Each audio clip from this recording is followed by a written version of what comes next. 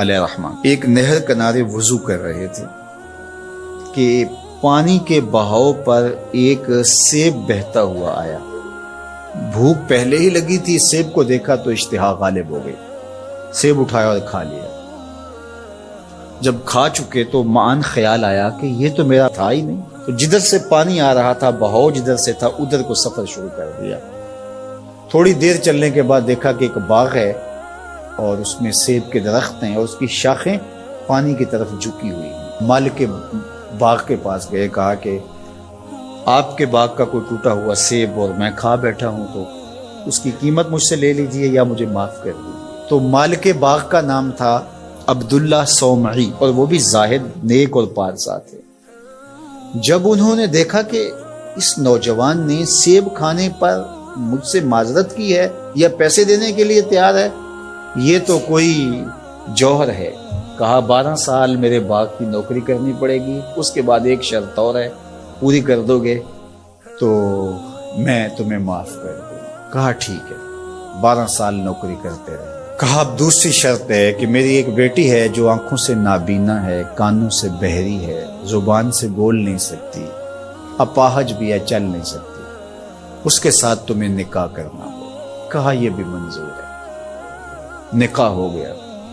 کہا اس کمرے میں تمہاری بیوی تمہارا انتظار کر رہی ہے۔ جب کمرے میں دیکھا تو ایک صحیح الاعضاء خوبصورت صاحب جمال خاتون منتظر تھی۔ سمجھا غلطی لگ گئی ہے، واپسی جلدی سے پلٹے اور اتنی تیزی سے پلٹے کہ دروازے کی چوگاٹ کے ساتھ سر لگا اور سر پھٹ گیا اور خون بہ رہا، اور واپس آئے تو شیخ عبداللہ صومعی کہنے لگے کہ کیا ماجرا ہوا؟ کہا کہ وہ کوئی اور خاتون ہے، جو نقشہ آپ نے بتایا تھا وہ تو نہیں ہے۔ کہا وہی میری بیٹی ہے اور آپ کی بیوی ہے۔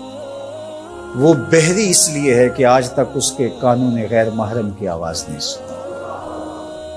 وہ نابینا اس طرح ہے کہ آج تک اس نے غیر محرم کی شکل تک نہیں دیکھی۔ اپاہج اس لیے ہے کہ وہ غیر محرم کے لیے کہیں چل کے نہیں گئی۔ اسی طرح باقی جو چیزیں بتائی تھی ان کی تعبیر بتائی۔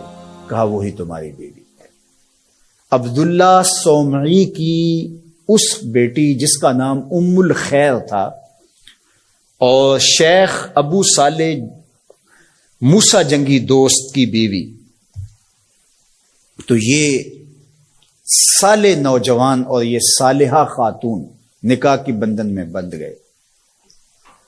اللہ تعالیٰ نے پھر ان کو ایک فرزند عطا کیا۔ اس فرزند کا نام الشیخ السید عبد القادر جیلانی علیہ رحمہ و رضوان تھا۔ اقبال نے کہا تھا سیرت فرزند از امہات، جوہر صدق و صفا از امہات۔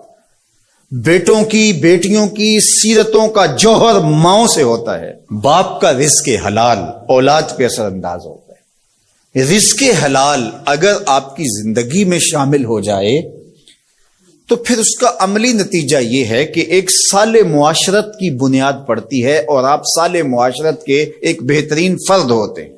جس طرح رزق حلال نسلوں میں سرایت کرتا ہے اس کی برکتیں، اسی طرح سچائی اگر کسی معاشرے کے اندر پیدا ہو یا کسی فرد کے اندر پیدا ہو تو سچ اپنا راستہ بناتا ہے۔ اگر آپ کی زبان سچ نہیں بولتی اور آپ حلال رزق نہیں کھاتے تو پھر آپ جتنے مرضی نفل پڑھیں، جتنی مرضی عبادتیں کریں، اللہ کی قربت کا تصور بھی نہیں کیا جا سکتا۔ نجات کا راستہ یہ ہے کہ ہم ان دو چیزوں کو اپنی زندگی میں لازم کر لیں۔ اور آج چونکہ 11 ربیع الثانی ہے اور پوری دنیا کے اوپر حضرت شیخ عبد القادر جیلانی علیہ رحمہ و رضوان کا یوم منایا جاتا ہے، اور چونکہ وہ 11 تاریخ کو لوگوں کو جمع کر کے دین سکھایا کرتے تھے، اور ملا علی قاری نے نزہۃ الخاطر الفاطر فی مناقب شیخ عبد القادر میں لکھا ہے کہ آپ کے خطبے میں اجتماع 70 ہزار لوگوں کا ہوتا تھا، اور یہ ہر 11 کو کیا کرتے تھے۔ اس وجہ سے اپنی سہولت کے لیے جس طرح ہم مقرر کوئی دن کر لیتے ہیں کہ ہر پیر کو محفل ہوگی، ہم مقرر کرتے ہیں ہر ماہ کی پہلی تاریخ کو محفل ہوگی، تو انہوں نے یہ دن مقرر کیا تھا۔ اور اس دن میں جب لوگ دور دور سے آتے، بغداد کے بھی بابو شیخ پہ لوگ جمع ہوتے اور باقی شہروں سے بھی لوگ اس دن آتے کہ چلو آپ کا آواز سنیں گے، تو آنے والوں کو کھانا بھی کھلایا جاتا، کیونکہ حضرت شیخ فرماتے ہیں کہ آدھا فقر بھوکوں کو کھانا کھلانا اور ننگوں کو لباس پہنانا ہے۔ تو جب جو لوگ آتے تھے تو ان کو کھانا بھی کھلایا جاتا. اب لوگوں کو صرف کھانا یاد رہ گیا ہے، اور جو واز کیا کرتے تھے، جو اس اجتماع کی روح تھی جس کے لیے سارے لوگ آتے تھے، وہ ہم نے بھلا دی ہے. تو ہم عمومی طور پہ رسم پرست ہو جاتے ہیں، روحیں ہم سے رخصت ہو جاتی ہیں، جو بھی چیزیں ہوتی ہیں ان کی روحیں ختم ہو جاتی ہیں اور ان کی رسمیں باقی رہ جاتی ہیں. اور یہ ہمارا المیہ ہے شروع سے، بلکہ اقبال نے کہا کہ پورا دین ہی جو ہے وہ ہم نے رسم رکھ لیا ہوا ہے، اس کی روحیں ہم سے رخصت ہو گئی ہے. رہ گئی رسم ازاں روح بلالی نہ رہی، فلسفہ رہ گیا تلقین غزالی نہ رہی، مسجد مرثیہ خواہیں کہ نمازی نہ رہے، یعنی صاحب اوصاف وہ حجازی نہ رہے. حضور نے ارشاد فرمایا لا یبقى من الاسلام الا اسمہ ولا یبقى من القرآن الا رسمہ مساجدہم عامرۃ وہی خراب من الہدی.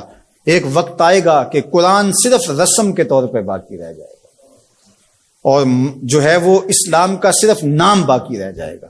مسجدیں زیب و زینت کے لحاظ سے تو آباد ہوں گی، بڑے اونچے اونچے مینار ہوں گے، گنبد اچھے ہوں گے، قالین اچھے بچے ہوں گے، دیواریں منقش ہوں گی، یہ سب کچھ تو ہوگا، لیکن نمازیوں سے خالی ہو جائیں گے، ہدایت کے نور سے خالی ہو جائیں گے. تو آج یہی ماجرا ہے کہ ہر چیز کی رسم باقی رہ گئی ہے.